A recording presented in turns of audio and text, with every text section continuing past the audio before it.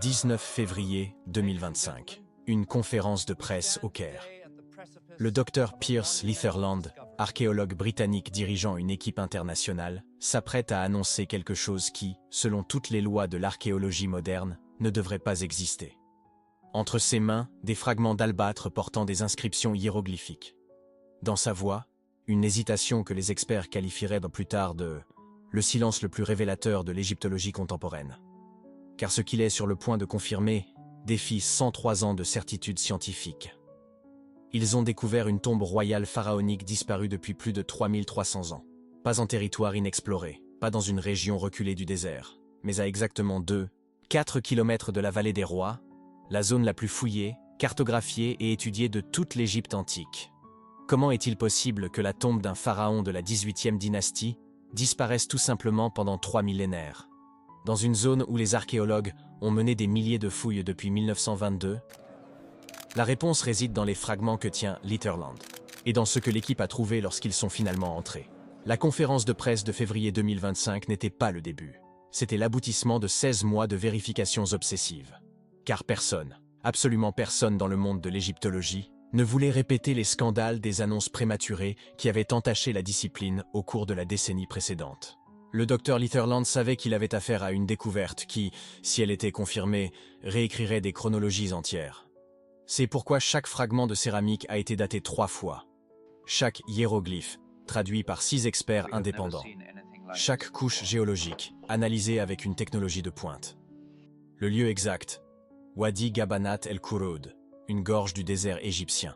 Une gorge latérale que, pendant 103 ans, les égyptologues ont considéré comme une extension mineure du système de tombes royales. Rien de plus. 4 kilomètres peuvent sembler une distance insignifiante. Mais en archéologie pharaonique, cela représente une anomalie géographique troublante.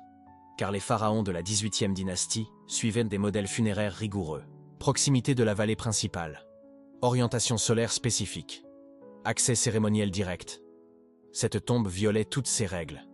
Et elle était dissimulée d'une manière qui suggérait une intentionnalité. Elle n'avait pas simplement été recouverte par des siècles de sédiments naturels. L'entrée originale avait été délibérément camouflée avec des rochers que les géologues ont datés de la période même de la 18e dynastie. Quelqu'un, il y a plus de 3300 ans, a décidé que cette tombe ne devait pas être trouvée. Ni par des pilleurs, ni par des prêtres funéraires, ni par personne. Le docteur Litherland a soulevé l'un des fragments d'albâtre pendant la conférence. Les caméras ont amplifié les inscriptions. Les traducteurs ont diffusé en temps réel vers 47 pays. Le hiéroglyphe central était sans équivoque. Le cartouche royal de Thoutmôsis II, pharaon ayant régné de 1493 à 1479 avant notre ère, époux d'Hatshepsut, l'une des reines les plus puissantes de l'histoire égyptienne. Ce fragment a été retrouvé dans une chambre scellée qui ne présente aucun signe de violation depuis la période du Nouvel Empire, déclara Litherland, choisissant chaque mot avec soin. Les conditions de conservation suggèrent un scellement intentionnel et permanent. Scellement permanent. 2 mots qui ont déclenché 72 heures de débat mondial parmi les égyptologues. Pour bien mesurer l'impact, il faut remonter à 1922. Howard Carter venait de découvrir la tombe de Toutankhamon, une révolution archéologique. Cette découverte est devenue la référence absolue, la dernière grande tombe royale intacte de l'Égypte antique. Depuis lors, les archéologues ont supposé que toutes les tombes royales significatives avaient déjà été localisées. La vallée des rois a été cartographiée centimètre par centimètre. Les technologies radars ont sondé le sol. Les satellites ont analysé les anomalies thermiques. Et pourtant, Thoutmôsis II est resté invisible. Pourquoi?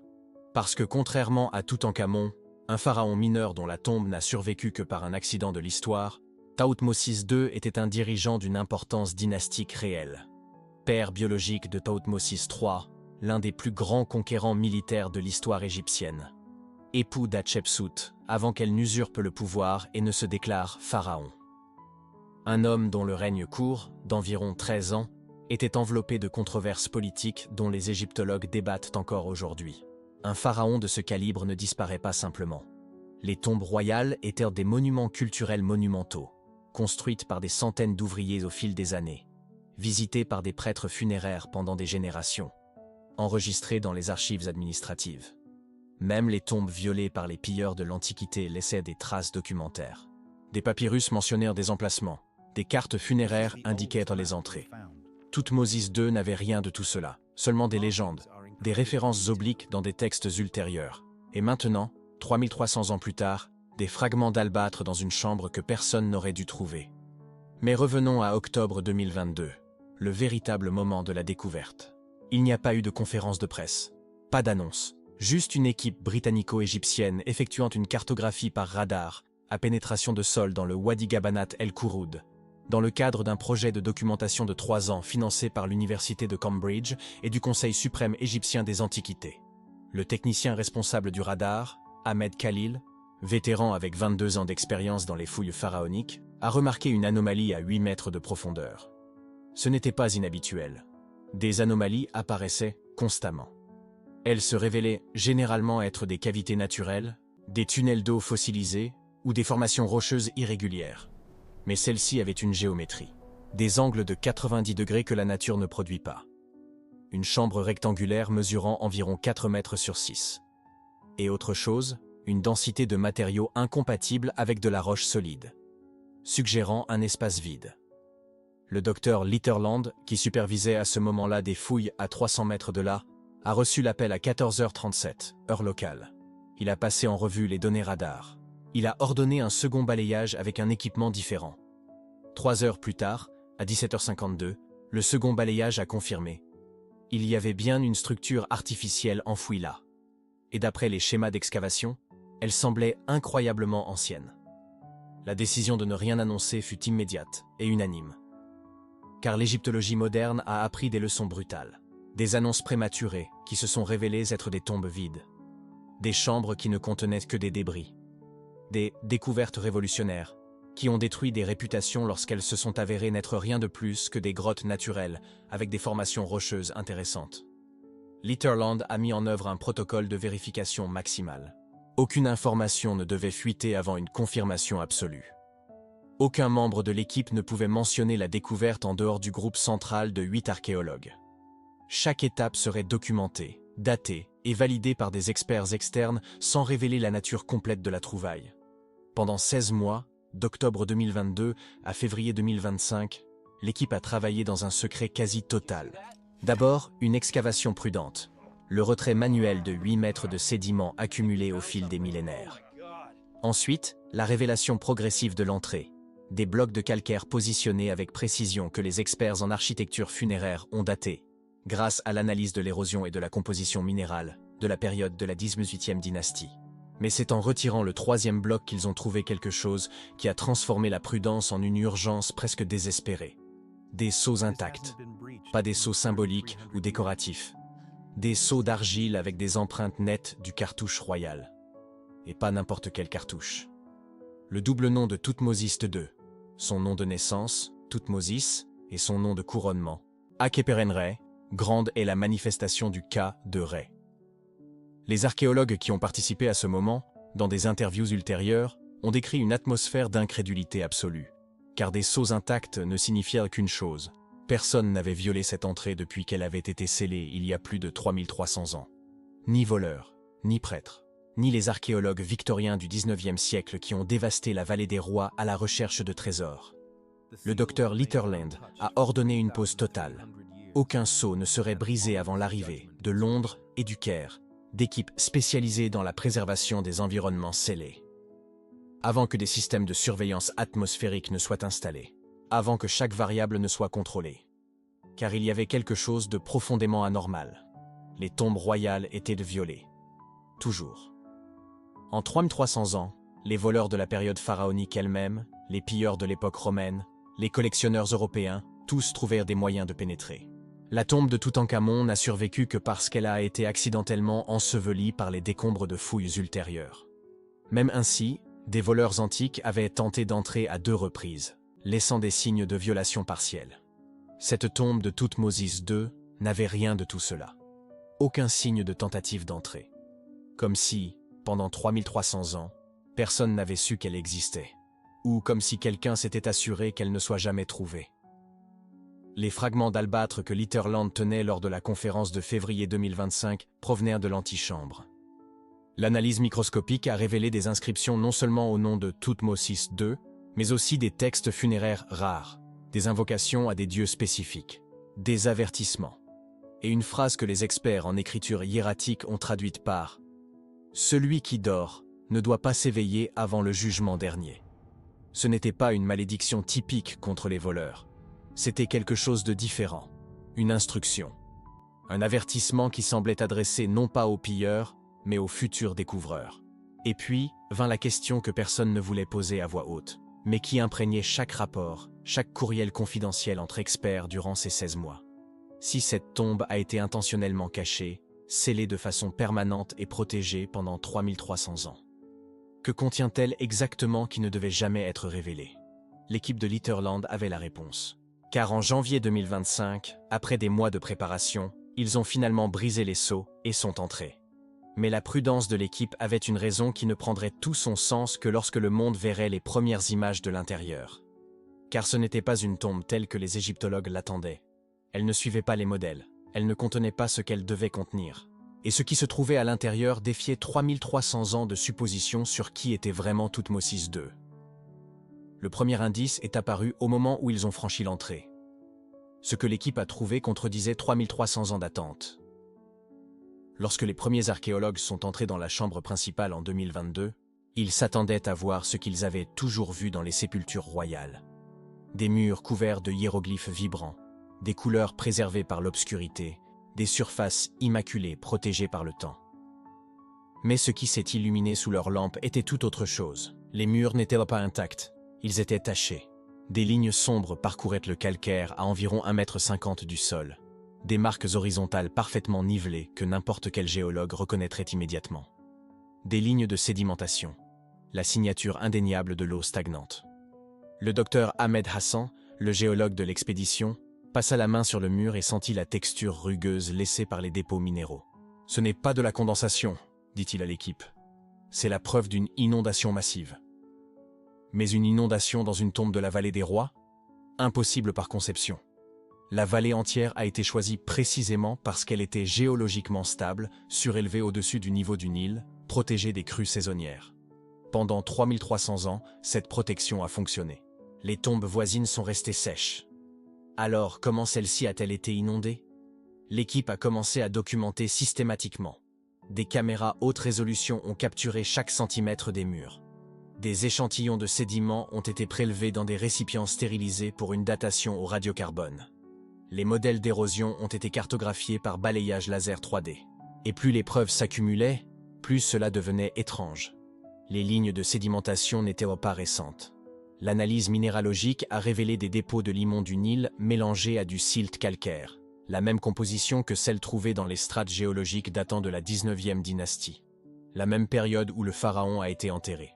Cela signifiait que l'inondation ne s'était pas produite des semaines ou des mois après l'enterrement. Elle a eu lieu des années plus tard. Environ 6 ans, selon la datation isotopique de l'argile. 6 ans, c'est assez long pour que le corps se momifie complètement, pour que les rituels funéraires soient oubliés, pour que la tombe soit scellée et officiellement oubliée des registres royaux. Mais ce n'est pas assez long pour que l'érosion naturelle crée ce qu'ils ont vu. Car l'érosion n'était pas uniforme. Elle était sélective. Certaines sections des murs montraient une usure intense, des hiéroglyphes complètement effacés, des reliefs transformés en surface lisse. D'autres sections restaient presque intactes, avec des pigments encore visibles sous la couche de sédiments secs. Ce schéma n'a aucun sens si l'eau est entrée naturellement. La docteure Leila Mansour, spécialiste en hydrogéologie appliquée à l'archéologie, a présenté 3 théories lors de la réunion d'équipe ce soir-là. Théorie 1. Crue éclair catastrophique. Une tempête massive dans le désert a provoqué une inondation soudaine qui a pénétré la tombe par des fissures dans le calcaire. Problème. L'analyse géologique ne montre pas de fissures suffisamment grandes.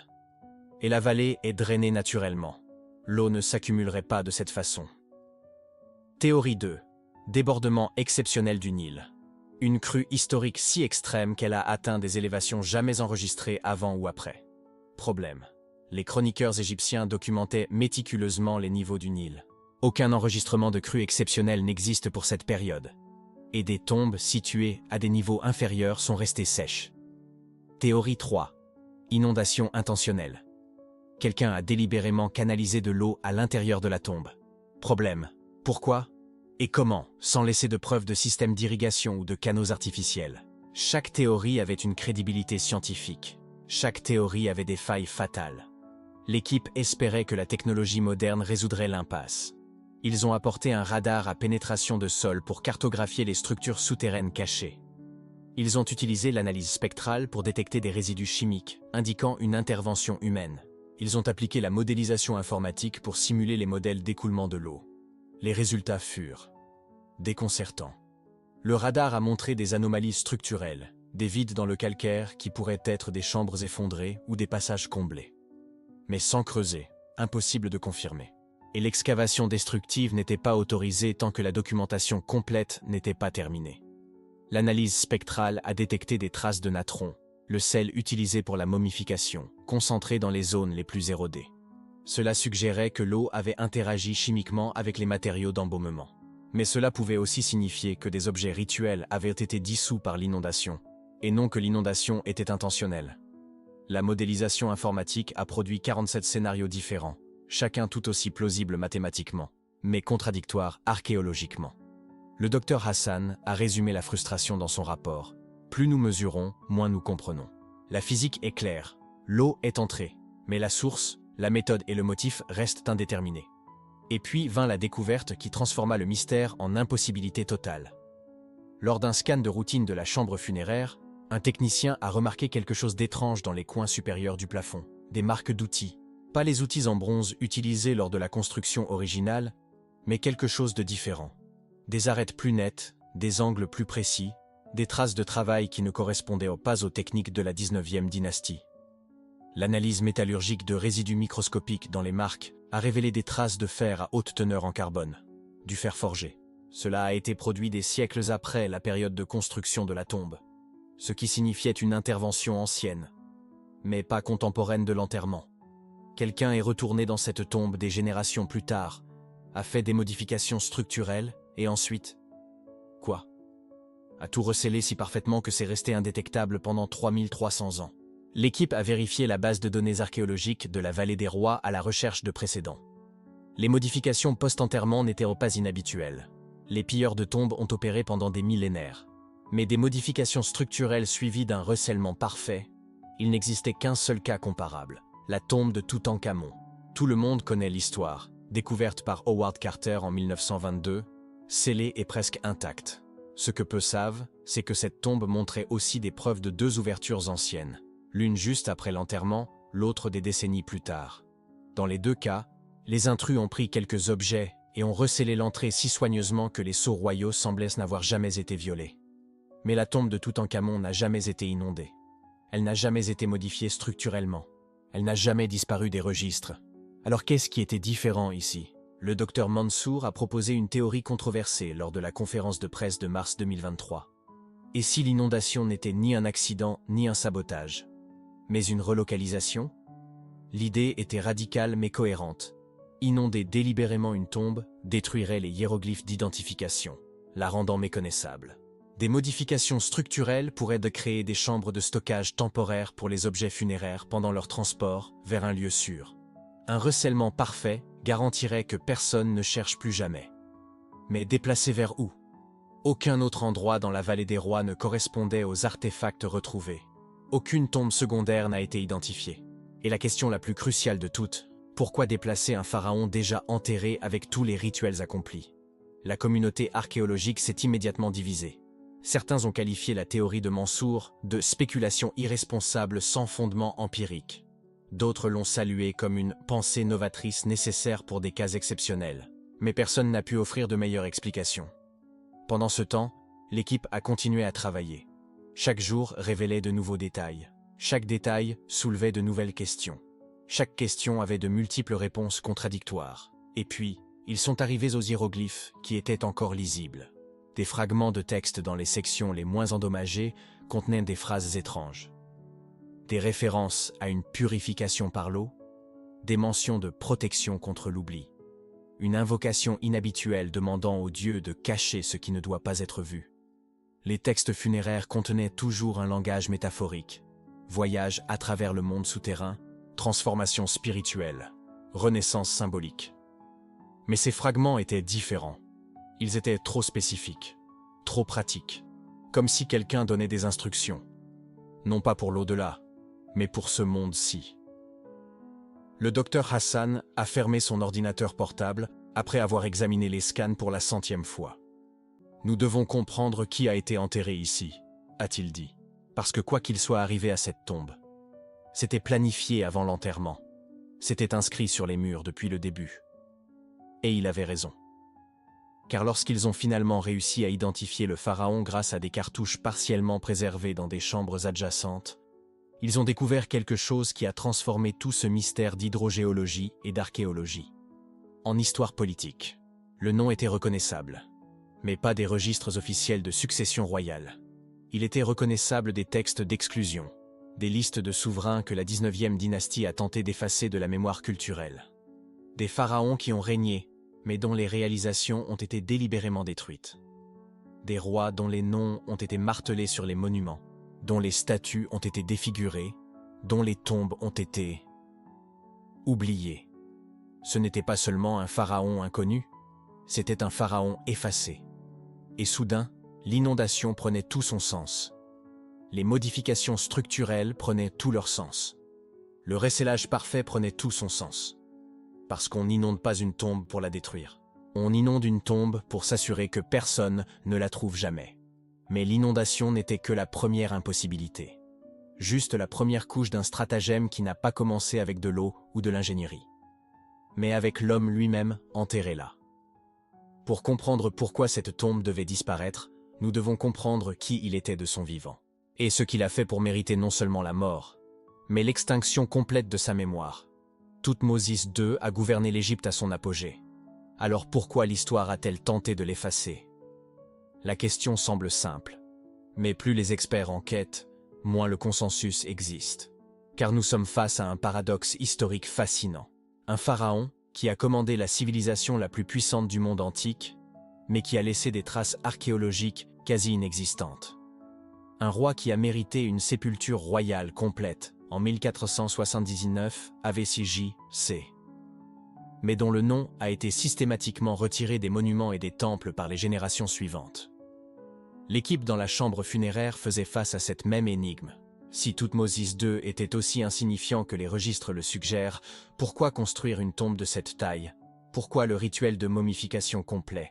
Pourquoi l'enterrement dans la vallée des rois? Les réponses dépendent du récit historique auquel vous croyez. Et il existe deux versions complètement opposées.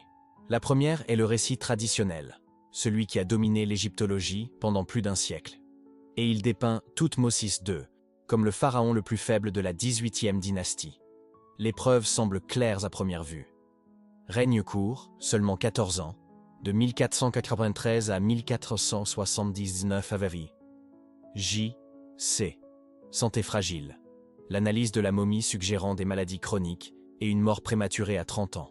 Peu de campagnes militaires documentées, aucune grande conquête territoriale enregistrée. Monument rare, alors que son père Thoutmôsis Ier a beaucoup construit, Thoutmôsis II n'a laissé que quelques inscriptions mineures. Mais le détail le plus révélateur selon cette théorie, c'est Hatshepsut, son épouse, sa demi-sœur, et peut-être la véritable souveraine de l'Égypte pendant son règne. Hatshepsut était la fille de Thoutmôsis Ier et de la grande épouse royale Ahmès, sang royal direct. Thoutmôsis II, en revanche, était le fils de Thoutmôsis Ier et d'une épouse secondaire, techniquement légitime, mais d'une lignée moins pure. Leur mariage était politique, stratégique, et selon le récit traditionnel, complètement déséquilibré en termes de pouvoir royal. Car Hatshepsut n'était pas une reine ordinaire. Durant le règne de Thoutmôsis II, elle a assumé des titres et des responsabilités sans précédent. Elle apparaissait sur les reliefs et les inscriptions avec une fréquence inhabituelle. Elle participait à des cérémonies religieuses typiquement réservées aux pharaons. Et quand Thoutmôsis II est mort en 1479 avec son J.C., elle n'a pas seulement assumé la régence au nom de son beau-fils Thoutmôsis III, un enfant à l'époque. Elle s'est déclarée pharaon. Elle a gouverné l'Égypte pendant 22 ans. Elle a construit certains des monuments les plus impressionnants de l'histoire égyptienne, dont le temple de Deir el-Bahari. Le récit traditionnel interprète cela comme une preuve évidente. Thoutmôsis II était trop faible pour gouverner efficacement. Hatshepsut dominait les décisions politiques même pendant leur mariage. Et à sa mort, elle a simplement officialisé le pouvoir qu'elle exerçait déjà. Mais alors surgit une question dérangeante. Si Thoutmôsis II était si insignifiant, si dominé, si faible, pourquoi cet enterrement royal complet? Pourquoi cette tombe dans la vallée des rois, réservée uniquement aux pharaons les plus importants? Pourquoi les prêtres d'Amon ont-ils veillé à ce que son corps soit préservé et protégé pendant des millénaires? La réponse du récit traditionnel est simple. Le protocole. Il était pharaon, quelle que soit sa compétence. Le rituel devait être accompli. Mais cette explication n'a jamais convaincu tous les experts. Et au cours des 2 dernières décennies, un récit complètement différent a commencé à gagner du terrain. La théorie révisionniste commence par une question provocante. Et si Thoutmôsis II n'était pas faible, mais simplement mal compris par l'histoire? Le docteur Peter Dorman, égyptologue renommé, soutient que notre perception de Thoutmôsis II a été faussée par 2 facteurs critiques. La rareté des monuments survivants et la domination ultérieure d'Hatshepsut dans les archives historiques. Car lorsque l'on examine les choses plus en profondeur, de curieux détails émergent. Les campagnes militaires. Le récit traditionnel dit que Thoutmôsis II a mené peu d'expéditions. Mais des inscriptions découvertes à Assouan suggèrent au moins une campagne significative en Nubie, réprimant une rébellion et consolidant le contrôle égyptien sur la région. D'autres inscriptions fragmentaires mentionnent des activités en Syrie-Palestine. Le problème? Beaucoup de ces campagnes ont été attribuées à l'origine à Thoutmôsis Ier ou Thoutmôsis III. L'attribution correcte est débattue encore aujourd'hui, car les archives ont été modifiées à plusieurs reprises par les générations suivantes. Et c'est là le 2e point crucial de la théorie révisionniste. Hatshepsut et Thoutmôsis II n'étaient pas des adversaires. Ils étaient partenaires politiques. Pensez à la logique dynastique. Hatshepsut avait le sang royal le plus pur, mais elle était une femme dans une société où les pharaons étaient des hommes par tradition millénaire. Thoutmôsis II avait la légitimité du genre, mais une lignée plus faible. La solution? Une co-régence informelle. Il fournissait le visage public masculin du pouvoir. Elle fournissait le lien direct avec la lignée de Thoutmôsis Ier et la déesse Hathor. Pas une usurpation. Un partenariat stratégique. Et quand Thoutmôsis II est mort prématurément en 1479 à Vergi-Baïchissé, Hatshepsut ne volait pas le pouvoir, elle poursuivait un arrangement qui fonctionnait déjà depuis 14 ans. Le docteur Kathleen Keller, spécialiste reconnue en égyptologie, va plus loin. Elle soutient que l'absence de monument de Thoutmôsis II peut s'expliquer par un autre facteur, une destruction intentionnelle ultérieure. Car voici le détail qui complique tout. 22 ans après la mort de Thoutmôsis II, Hatshepsut est morte. Thoutmôsis III, qui avait été maintenu comme co-régent nominal pendant tout son règne, a finalement assumé les pleins pouvoirs. Et dans les années qui ont suivi, les agents de Thoutmôsis III ont systématiquement effacé le nom d'Hatshepsut des monuments dans toute l'Égypte. Les statues ont été détruites. Les cartouches ont été martelées. Les inscriptions ont été recouvertes. La question qui divise les experts, Thoutmôsis II a-t-il été une victime collatérale de cet effacement? Si les monuments célébraient Hatshepsut et Thoutmôsis II en tant que partenaires régnants, la destruction du nom de la reine détruirait automatiquement les références au roi. Si des temples construits pendant leur règne ont été démantelés ou modifiés, les preuves de l'existence de Thoutmôsis II disparaissaient avec elle. Certains experts soutiennent que oui, qu'une grande partie de l'insignifiance de Thoutmôsis II dans les archives historiques est simplement le résultat de Thoutmôsis III, essayant d'effacer 22 ans d'histoire gênante. D'autres sont en total désaccord. Ils soutiennent que si Thoutmôsis II avait été important, Thoutmôsis III aurait préservé sa mémoire pour légitimer sa propre lignée. L'effacement visait exclusivement Hatshepsut. Il n'y a pas de consensus, et la découverte de 2025 n'a pas résolu le débat. Elle l'a seulement intensifié. Car la tombe intacte confirme une chose. Thoutmôsis II a reçu tous les rituels et honneurs d'un pharaon important. Les prêtres d'Amon n'ont pas ménagé leurs efforts. La momification a été complète. L'enterrement a été méticuleux. Cela valide-t-il la théorie révisionniste? Ou cela confirme-t-il simplement que même les pharaons faibles recevaient le protocole complet? Cela dépend de l'expert à qui vous posez la question. Le docteur Zahi Hawass, figure éminente de l'égyptologie, insiste sur le fait que Toutmosis II était véritablement faible et dominé par Hatshepsut. Le docteur Joyce Tildesley, égyptologue réputé, soutient qu'il était un stratège compétent en partenariat politique avec sa femme. Tous deux examinent les mêmes preuves, tous deux arrivent à des conclusions opposées. Et voici la vérité inconfortable que l'équipe dans la tombe a commencé à réaliser. Les archives historiques sur Toutmosis II ne sont pas fiables. Parce qu'elles ont été modifiées, effacées, réécrites et déformées par des générations de pharaons ultérieurs, chacun avec son propre agenda politique. Toutmosis III voulait effacer Hatshepsut. Ramsès II voulait glorifier sa propre dynastie en réorganisant des archives plus anciennes. Les prêtres de différentes périodes réinterprétaient les inscriptions pour justifier le pouvoir religieux contemporain. Alors qui était vraiment Toutmosis II? Un dirigeant faible ou un stratège incompris? Une marionnette ou un partenaire politique? Victime de maladies ou de manipulations historiques? La momie dans la tombe détenait des réponses. Mais d'abord, l'équipe devait comprendre pourquoi elle était là. Car si l'histoire n'a pas réussi à l'effacer, la nature, elle, a essayé. La vallée des rois compte des dizaines d'emplacements possibles pour des tombes royales. Certains sont géologiquement stables, d'autres sont vulnérables aux inondations. Certains se trouvent dans des zones faciles d'accès pour la construction. D'autres exigent une excavation extrêmement difficile à travers la roche solide. Le choix de l'emplacement n'était jamais accidentel. Il reflétait le statut, le pouvoir politique, les croyances religieuses et des considérations pratiques de sécurité contre les pilleurs. Et la tombe de Toutmosis II se trouvait dans l'un des endroits les plus curieux de toute la vallée.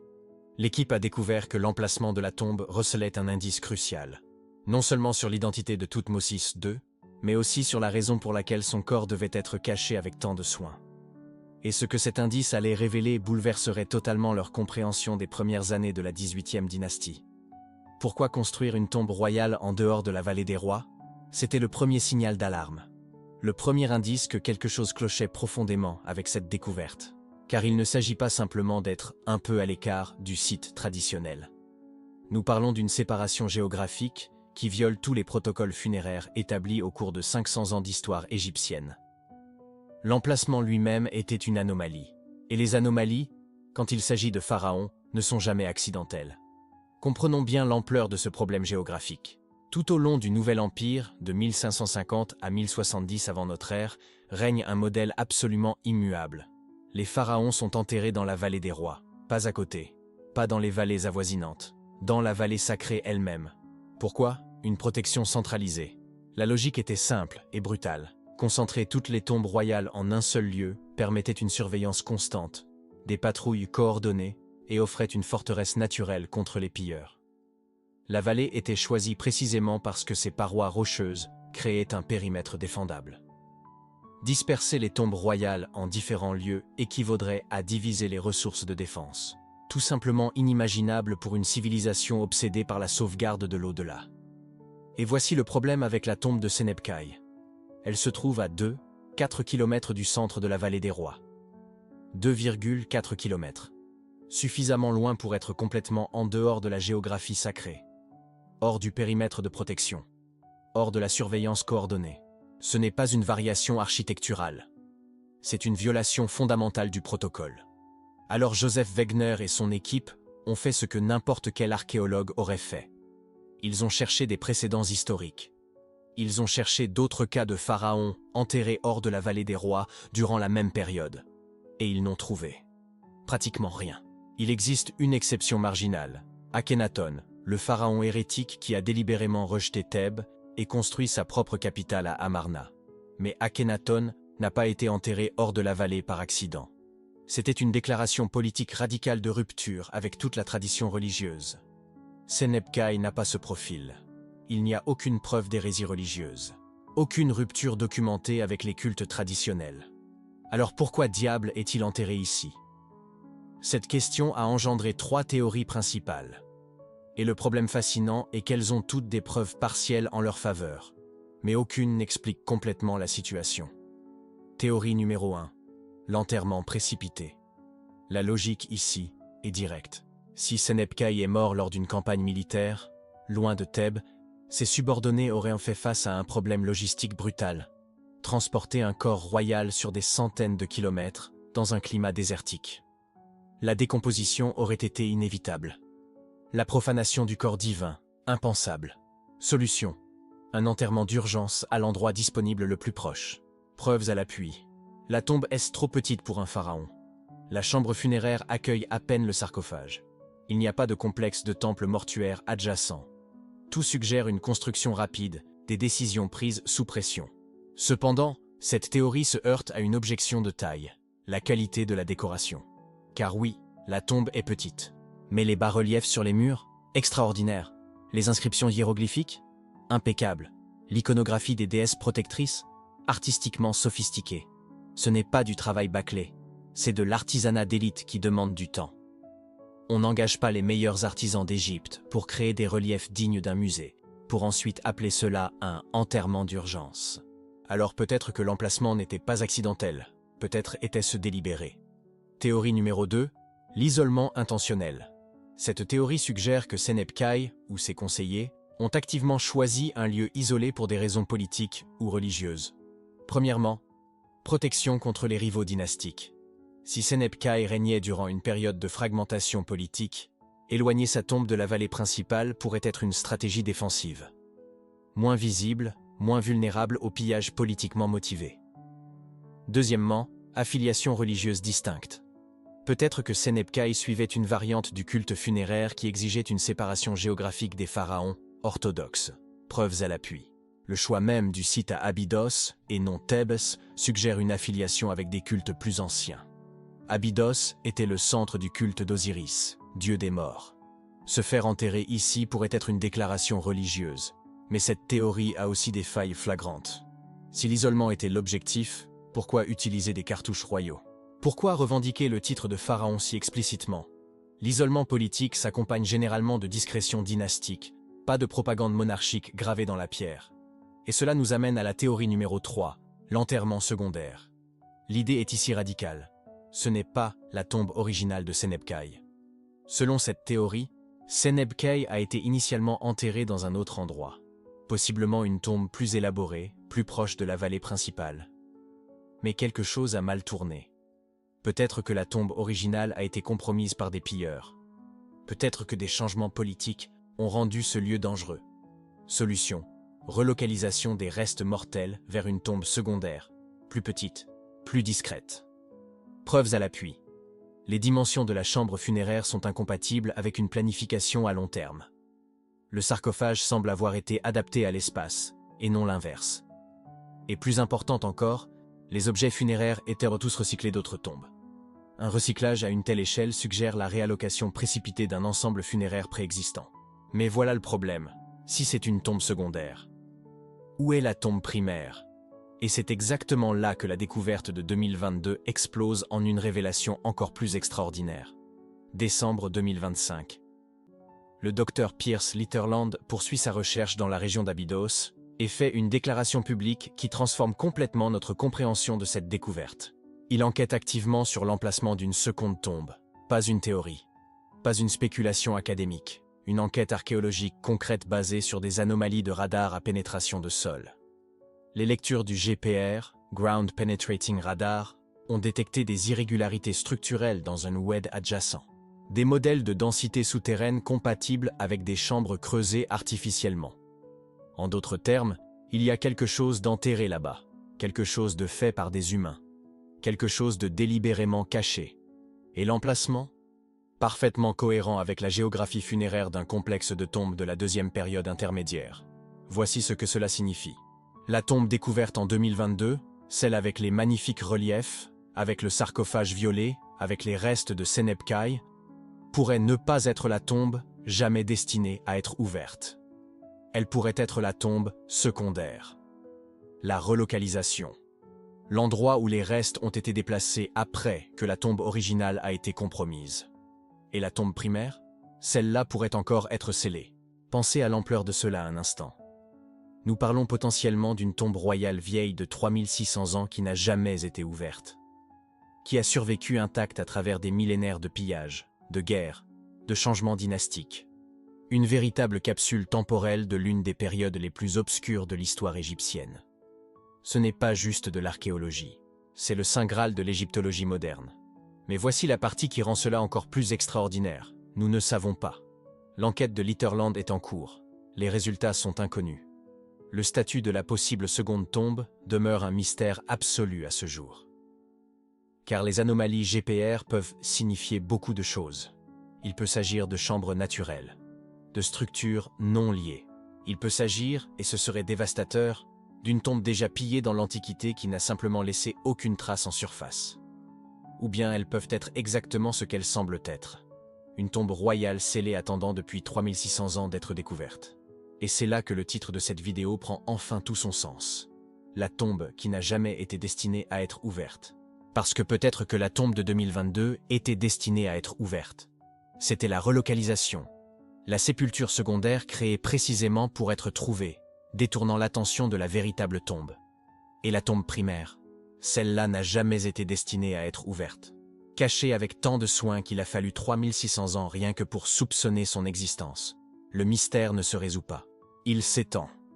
Chaque réponse génère 3 nouvelles questions. Chaque découverte révèle des couches supplémentaires de complexité.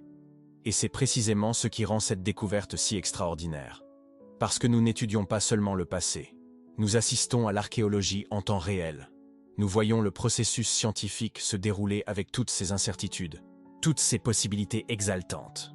Mais même s'ils trouvent une seconde tombe, même si elle est scellée, intacte, remplie de trésors, il restera une question fondamentale. Parce que les anciens Égyptiens n'ont pas seulement caché cette tombe, ils ont déplacé son contenu. Il y a 3600 ans, quelqu'un a pris la décision délibérée de relocaliser la dépouille mortelle d'un pharaon, d'ouvrir une tombe sacrée, de transporter un corps divin. Vers où? Pourquoi? Dans quelles circonstances? Et plus important encore, qu'ont-ils laissé derrière eux? 3000 ans plus tard, nous suivons toujours leurs traces. Où les anciens Égyptiens ont-ils déplacé les trésors funéraires de Thoutmôsis II? C'est la question qui tient les archéologues éveillés tard la nuit depuis plus d'un siècle. Parce qu'une chose est de savoir que la réallocation a eu lieu. Les marqueurs physiques rendent cela absolument clair. Mais où ces trésors ont-ils atterri? Là, mes amis, la piste matérielle disparaît. Tout simplement. Et quand je dis disparaît, je ne suis pas dramatique. Je suis archéologiquement précis. Laissez-moi vous montrer ce que je veux dire.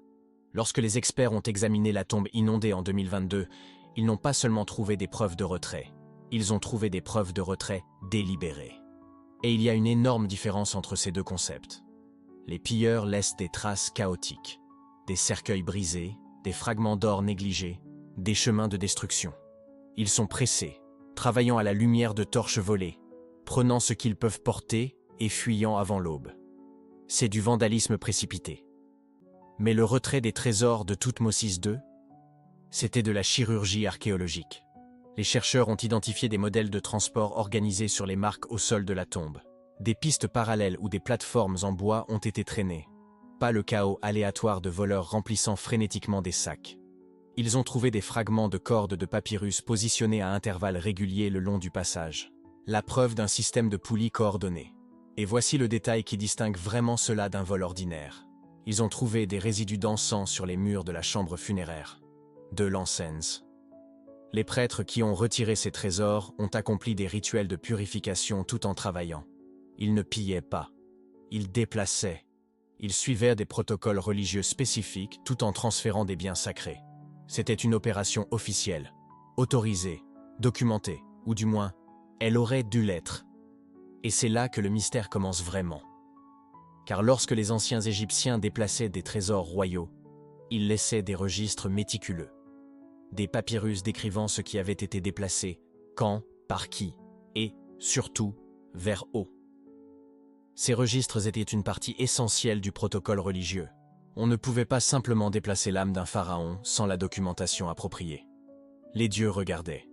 Sauf que, pour Thoutmôsis II, ces registres n'existent tout simplement pas. L'équipe de recherche a passé 18 mois à éplucher les bases de données archéologiques, à la recherche de la moindre mention d'un déplacement au cours de la période concernée. Ils ont trouvé des traces d'autres déplacements, des mouvements mineurs d'artefacts, des regroupements de chambres funéraires secondaires. Mais pour Thoutmôsis II lui-même, silence complet. C'est comme si l'événement le plus significatif, déplacer un pharaon entier, ne méritait tout simplement pas d'être mentionné. À présent, Les chercheurs ont réussi à réduire la fenêtre temporelle. En se basant sur la stratification géologique des sédiments de crue, ils estiment que le déplacement a eu lieu environ 6 ans après l'inhumation originale. Assez de temps pour que la première inondation cause des dommages structurels importants. Assez de temps pour que les prêtres reconnaissent qu'il ne s'agissait pas d'une anomalie isolée, que le site choisi était fondamentalement instable. C'était peut-être une opération d'urgence. C'est peut-être pour cela qu'il n'existe aucun registre officiel. Personne ne voulait admettre officiellement qu'ils avaient choisi un lieu de sépulture catastrophique pour un pharaon. Mais même les opérations d'urgence laissent quelques preuves documentaires. Surtout quand la royauté est impliquée. L'équipe de recherche a donc changé de stratégie. S'ils ne peuvent pas trouver de registre sur papyrus décrivant où les trésors sont allés, ils pourraient peut-être utiliser l'archéologie forensique pour les tracer physiquement. Après tout, l'Égypte compte un nombre fini de cachettes royales connues, de grandes chambres où de multiples sépultures royales ont été regroupées durant les périodes d'instabilité. Et c'est là que nous découvrons les plus grands succès et les échecs les plus frustrants de l'égyptologie moderne. DB 320, Deir el-Bahari.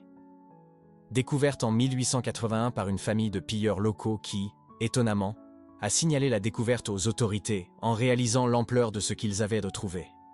50 momies royales, des pharaons qui ont gouverné des empires, des reines qui ont façonné des dynasties. Tous soigneusement entreposés dans une unique chambre cachée par les prêtres durant la 3e période intermédiaire, lorsque le pillage des tombes était devenu endémique. Les chercheurs ont analysé chaque centimètre de la DB 320. Ils ont catalogué chaque fragment de preuve. Et ils ont trouvé des représentants de pratiquement toutes les dynasties importantes, sauf Thoutmôsis II, KV35, découverte en 1898 dans la vallée des rois. Une autre cachette royale spectaculaire. Celle-ci contenait même Thoutmôsis Ier, le père de Thoutmôsis II, mis en sécurité par les mêmes prêtres qui avaient vraisemblablement déplacé son fils. Mais pas de Thoutmôsis II. Encore une fois. TT 320, une autre cachette importante. Analysée, cataloguée. Aucun Thoutmôsis II. C'est comme chercher une clé perdue dans tous les endroits logiques, tiroirs, poches, comptoirs, et ne la trouver dans aucun d'entre eux. On finit par se demander si la clé existe encore. L'équipe s'est alors perfectionnée. Ils ont réalisé une analyse de signatures géologiques sur les sédiments de la tombe inondée, cherchant des minéraux uniques qu'ils pourraient relier à une source d'inondation spécifique.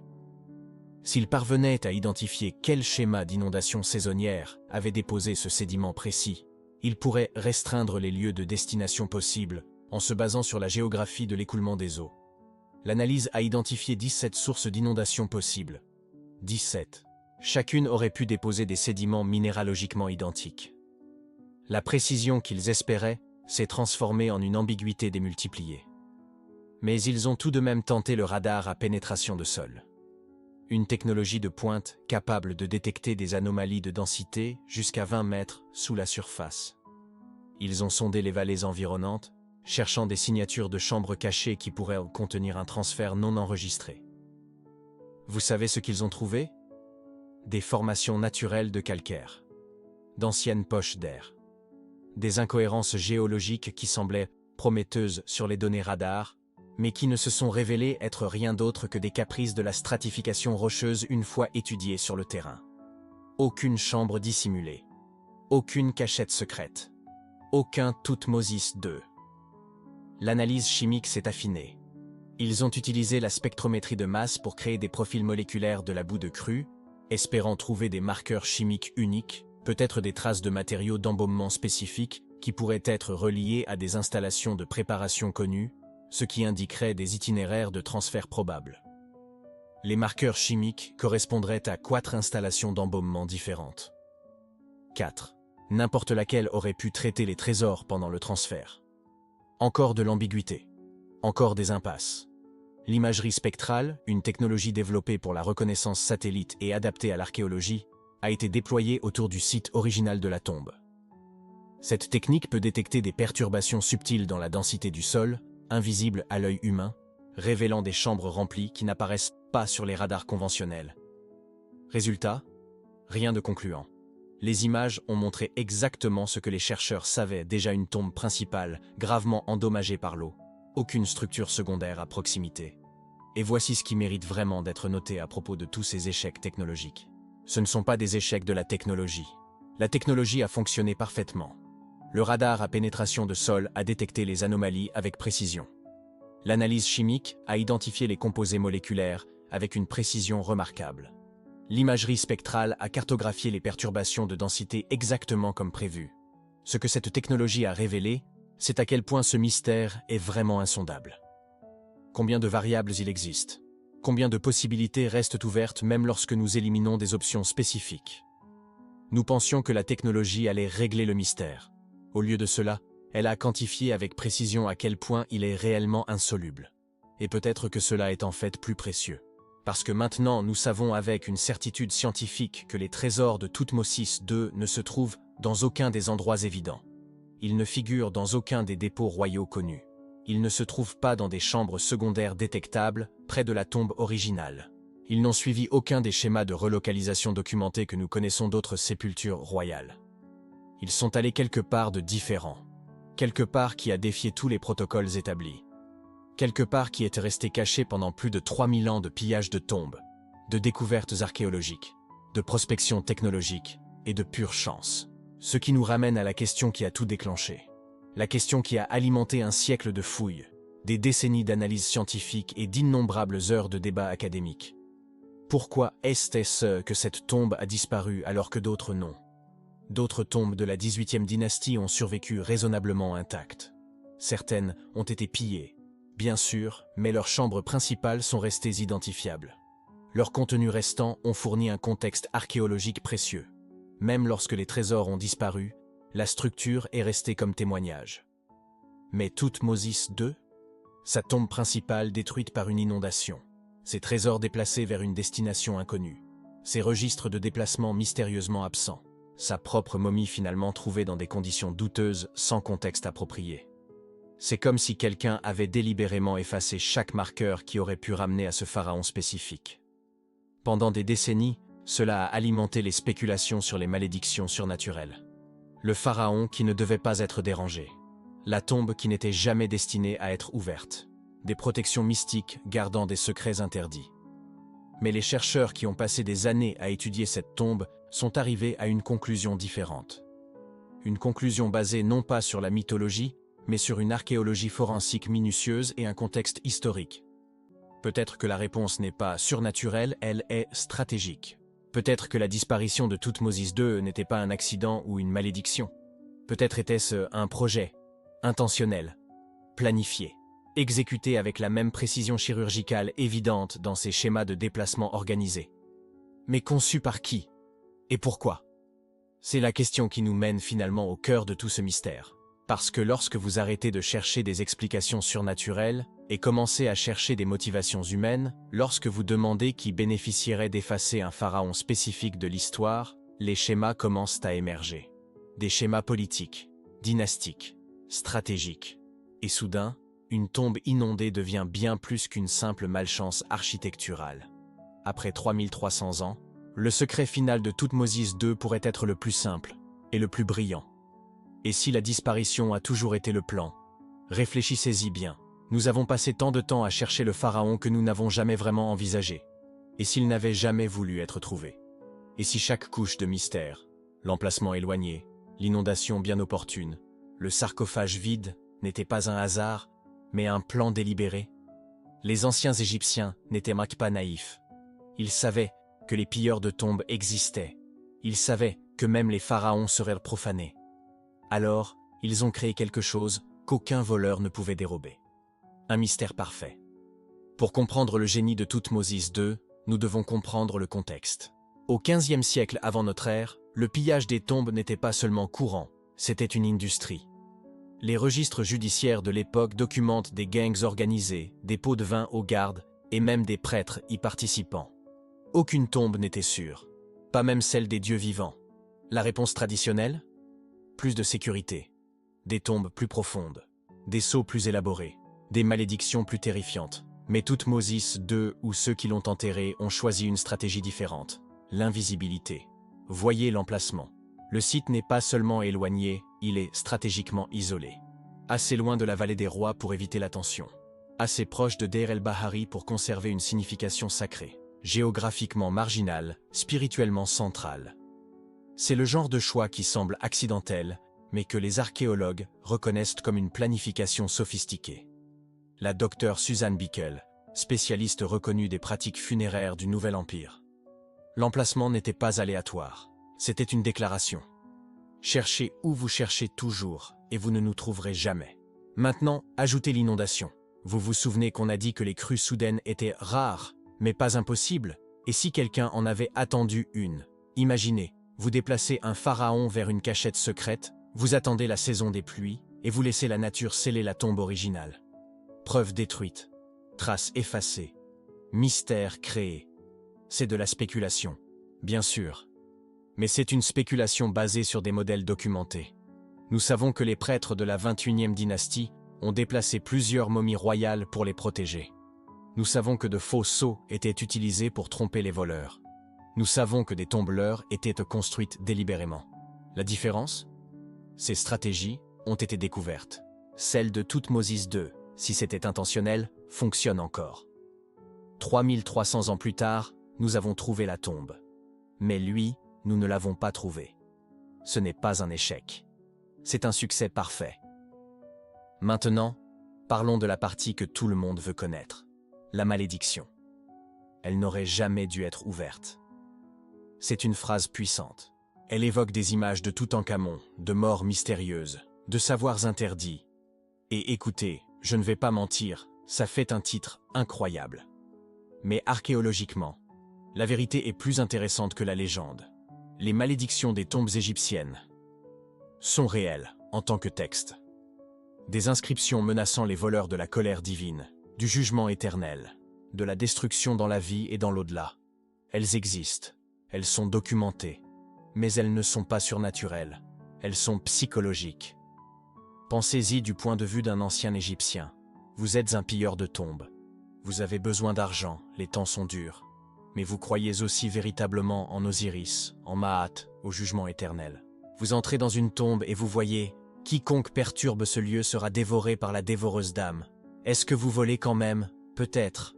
Mais vous hésitez, et l'hésitation crée l'erreur. L'erreur vous fait prendre. La malédiction a fonctionné, non pas parce qu'elle a tué les voleurs, mais parce qu'elle les a fait réfléchir. Maintenant, regardez Thoutmôsis II. Pas de malédiction inscrite, pas d'avertissement dramatique, juste le vide. Et pourtant, 3300 ans sans être trouvé. C'est presque comme s'il avait compris quelque chose de plus profond. Les malédictions attirent l'attention. Le silence vous fait oublier que quelque chose est là. Le docteur Campbell Price, égyptologue spécialisé dans la religion antique. Les malédictions les plus efficaces sont celles que vous ne lisez jamais, parce que vous ne trouvez jamais la tombe. Alors, quelle est la vérité métaphorique ici?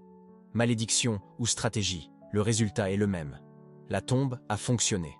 Protection surnaturelle ou planification brillante, Thoutmôsis II est resté caché à travers les empires, les conquêtes, les millénaires. Nous avons trouvé la tombe en 2025. Mais elle a gardé ses secrets. C'est Séa, la malédiction.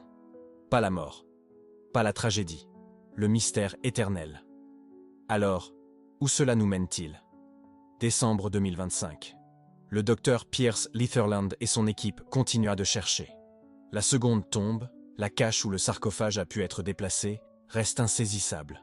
Cela pourrait prendre des années. Cela pourrait ne jamais arriver. Et voici la belle vérité, peu importe. Relions les fils. Thoutmôsis II a été effacée de l'histoire. Hatshepsut s'en est assurée. Mais elle n'a pas pu effacer sa tombe, parce que personne ne savait où elle était. Isolement géographique. Pas de monument à proximité. Pas de marqueur. Juste du sable et du silence. Puis est venue l'inondation. Accident ou opportunité, elle a scellé l'entrée. Détruit les preuves. Créé une capsule temporelle que même la nature ne pouvait plus pénétrer. Il y a 103 ans, Howard Carter était à des kilomètres de là, changeant l'archéologie pour toujours avec Toutankhamon. Pendant ce temps, Thoutmôsis II restait intouché, invisible, impossible. Jusqu'en février 2025, quand le docteur Litherland suit un canal de drainage et trouve, non pas des réponses, des questions. Une tombe qui devrait être occupée, mais qui est vide. Un sarcophage qui devrait être présent, mais qui a été déplacé. Un pharaon qui devrait être oublié, mais qui est soudainement impossible à ignorer. Et voici le paradoxe parfait. Nous avons trouvé la tombe, mais lui, nous ne l'avons pas trouvé. Dr. Litterland, dans une interview de décembre 2025, chaque réponse génère 3 nouvelles questions. C'est frustrant, c'est excitant. C'est exactement pour ça que nous faisons de l'archéologie. Les experts sont d'accord. Cette découverte n'a pas résolu le mystère de Toutmoses II. Elle l'a approfondi. Parce que maintenant nous savons qu'il y a quelque chose à trouver. Un second lieu. Une cachette secrète. Un pharaon qui attend encore. Ou peut-être pas.